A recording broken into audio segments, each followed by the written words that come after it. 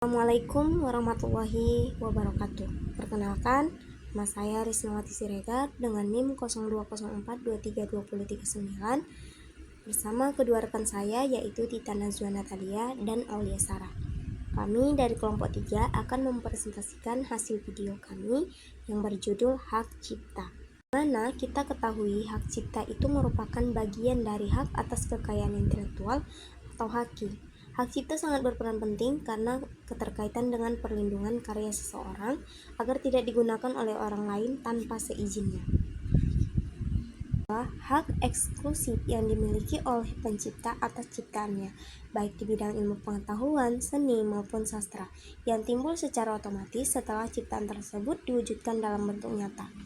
Di Indonesia, hak cipta diatur dalam Undang-Undang Nomor 28 Tahun 2014, yang artinya ketika seseorang membuat lagu, buku, foto, atau desain, maka secara otomatis dia memiliki hak ciptanya.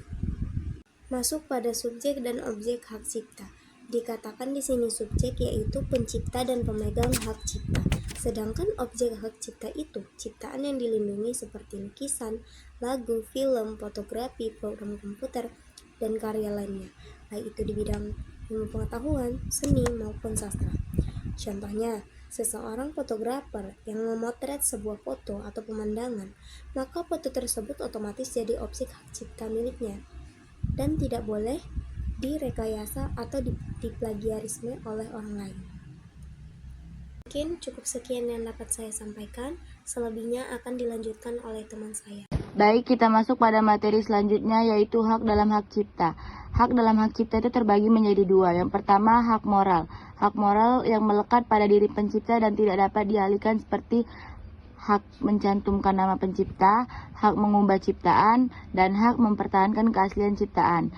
Sedangkan hak ekonomi mendapatkan keuntungan ekonomi dari ciptaan, seperti memperbanyak ciptaan, menerbitkan, mendistribusikan, menyewakan, menampilkan, dan mengumumkan. Contoh hak cipta di era sekarang. Di era sekarang pelanggaran hak cipta sangat sering terjadi terutama di internet dan media sosial. Contoh kasusnya yaitu mengambil foto orang dari Google atau Instagram lalu diposting ulang tanpa izin. Kedua, download film bajakan dari internet. Ketiga, menggunakan lagu orang lain di YouTube tanpa izin sehingga terkena copyright. Yang keempat, plagiarisme skripsi atau karya tulis. Dan yang kelima, menjual desain atau karya digital milik orang lain. Misalnya, di YouTube, jika seseorang menggunakan lagu tanpa izin, maka videonya bisa terkena copyright claim dan tidak bisa dimonetisasi. Ini merupakan contoh penerapan hak cipta di era digital. Selanjutnya, mari kita memahami sifat-sifat hak cipta. Sifat-sifat hak cipta itu ada hak eksklusif atau hanya pencipta yang berhak. Yang kedua, timbul otomatis. Yang ketiga, tidak wajib didaftarkan. Yang keempat, dialihkan atau hak ekonomi. Dan yang kelima, memiliki jangka waktu perlindungan. Dan mekanisme perlindungan jangka waktu perlindungan hak cipta. Yang pertama, seumur hidup pencipta 70 tahun setelah meninggal dunia untuk buku, lagu, karya tulis. Yang kedua, 50 tahun sejak diumumkan untuk film fotografi, program atau komputer. Adapun pengalihan hak cipta. Hak cipta dapat dialihkan melalui pewaris, hibah, wakaf, wasiat, dan perjanjian tertulis atau lisensi atau jual beli hak cipta.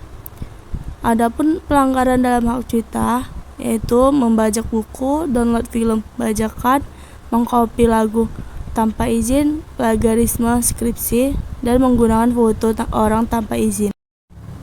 Sanksi pelanggaran hak cipta yakni sanksi perdata, ganti rugi, sanksi pidana, penjara, dan denda, penyitaan barang hasil penyelenggara. Kesimpulan dari hak cipta adalah hak eksklusif yang diberikan kepada pencipta atas karya di bidang ilmu pengetahuan, seni, dan sastra yang timbul secara otomatis setelah karya dibuat. Hak cipta bertujuan untuk melindungi karya pencipta agar tidak digunakan orang lain tanpa izin serta memberikan manfaat ekonomi kepada pencipta. Jadi, dapat disimpulkan bahwa hak cipta merupakan hak eksklusif yang dimiliki pencipta atas karya yang dibuatnya dengan bertujuan untuk melindungi karya tersebut dari pengguna tanpa izin serta memberikan manfaat ekonomi kepada pencipta. Oleh karena itu, kita harus menghargai karya orang lain dengan tidak melakukan plagiarisme atau pembajakan. Baik, mungkin itu saja yang dapat kami sampaikan. Demikian hasil presentasi dari kelompok 3. Semoga bermanfaat dan dapat menambah wawasan kita semua. Terima kasih atas perhatiannya. Wassalamualaikum warahmatullahi wabarakatuh.